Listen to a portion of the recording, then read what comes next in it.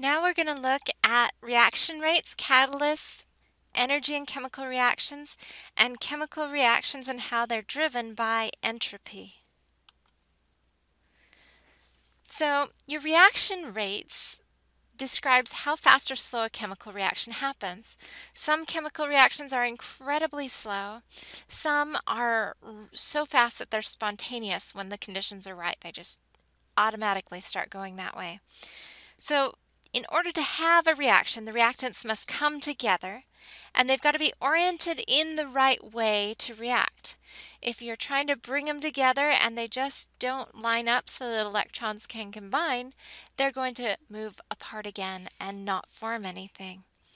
They also have to have enough energy to break or form bonds that need to happen when you're doing that chemical reaction.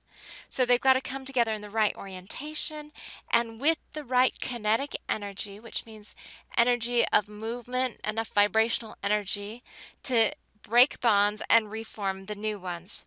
This energy can come from the movement, or it can also come from sunlight. It can come from heat. That's why we heat up a lot of things to make a reaction happen.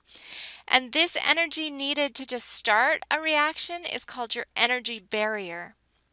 So for example, I have a wood pile. That wood pile would burn very well, but it needs starting energy to get it to burn, which is great. It doesn't just burst into flames outside my house. It has to have kindling, it has to have newspaper, all the right conditions to get it hot enough to burn and continually burn. Otherwise, it just goes out or it doesn't even start. And that's called your activation energy. Once you've put in that activation energy, it can sometimes start a chain reaction. If the reaction was favorable, the first reaction gives out more heat than it takes up, which gives heat for the next one to react, and it just keeps going in chain reaction until you're out of the reactants to react. So what increases the likelihood of a chemical reaction happening? The first is when you have more reactants and products present. If you have a higher concentration, they'll collide more often. The more collisions you have, the more likely they'll collide with the right orientation and the right energy to form products. If you have a higher temperature, you're putting more energy into that. That higher temperature helps the atoms move faster, which means they collide more often with plenty of energy, and so you're more likely to overcome your energy of activation and get your products out. So both those things, higher temperature and more reactants present, favor them. We also have something called catalysts. Catalysts speed up a chemical reaction without being consumed. So the catalyst does this generally by lowering the energy of activation. Sometimes what it will do is it will bring a reactant and product or two reactants together to form a product and hold them there until they are oriented in the right direction, and sometimes they even provide the energy for them to combine. But when they're done, they then release that and they're ready to go on and do the same thing again with another set of reactants. So what they can do then is create a set of reactions that are going along the same pathway or a similar pathway but going much faster. In the human body, most of the reactions that we need done in real time. So we are full of catalysts that speed up the speed of those reactions so that we have a successful reaction taking place.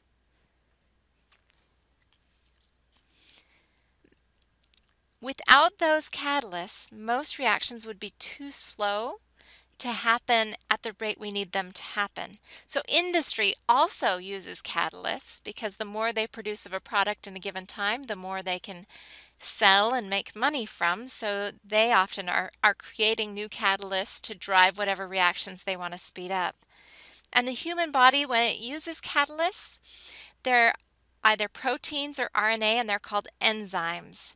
And they speed up many of our physiological reactions. Reactions use energy, or they produce it. Often the energy is absorbed or given off as heat.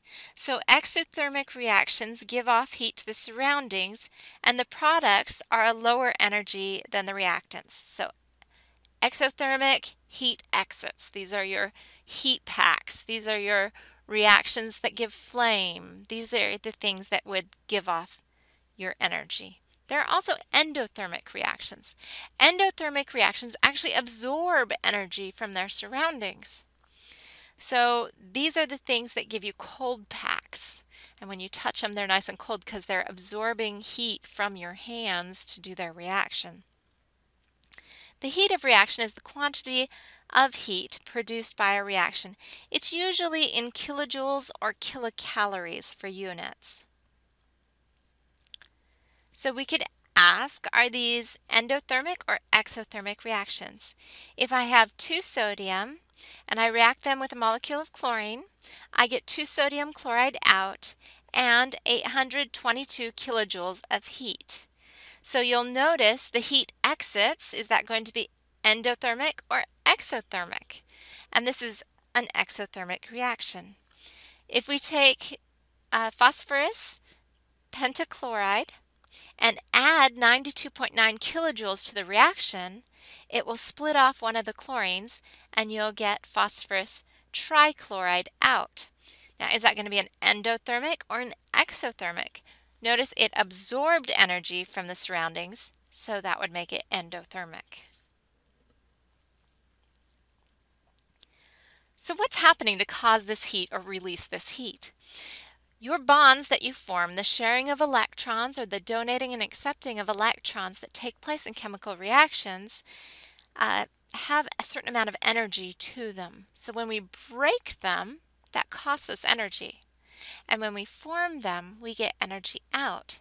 And the difference between the broken, where we're having to invest energy, and the formed, where we're getting back energy, determines whether we're going to release heat or accept heat. So if there's extra energy released by the bonds formed than the ones we had to break, we get an exothermic reaction. If there is more energy invested to break those bonds than to make them, then we're going to get an endothermic reaction, something that's got to absorb more of their energy from the surroundings in the form of heat or light or something that provides energy. So if we have the energy absorbed minus the energy given off, and you get a positive amount, then you've got an exothermic reaction. The endothermic reaction have more energy absorbed than the energy that is given off when you form the new bonds. So the bond energies are found on page 442 of your book, and if you'd like, you can take the energies absorbed and subtract the energies given off to figure out the bond energies for the overall reactions.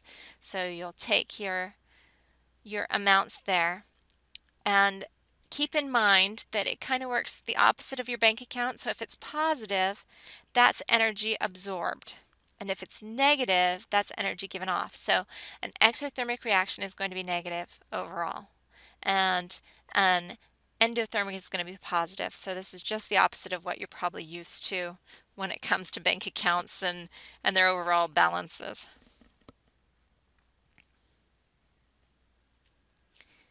To calculate the energy of the reaction, add up the bonds broken, their values, and multiply them by however many of that bond you have, and then subtract the sum of the bonds formed. So here we have hydrogen and oxygen combining to give us water. When we do that, we have to multiply 2 times the bond formed in hydrogen and 1 times the bond for oxygen. That's a double bond in this case. And then we subtract 4 times the number for water, the bonds in water. And that gives us negative 486 kilojoules per mole. So it's an exothermic reaction. And as it turns out, if you take hydrogen in the presence of oxygen and you add the activation energy, it reacts so violently you hear a sound, and you hear a pop and you see flames. So it's just really violent. And this shows that yes, indeed, it releases energy. Chemical reactions are driven also by something called entropy. Entropy is the dispersal of energy, so the more we disperse energy, the greater the disorder we cause, the more likely a reaction will happen. So exothermic reactions spread energy out to surroundings by releasing heat, so that makes them favorable. Endothermic reactions take energy from the surroundings, but if they create more disorder, then they will still be favorable because they're driven by the disorder instead of by the heat that comes in or out.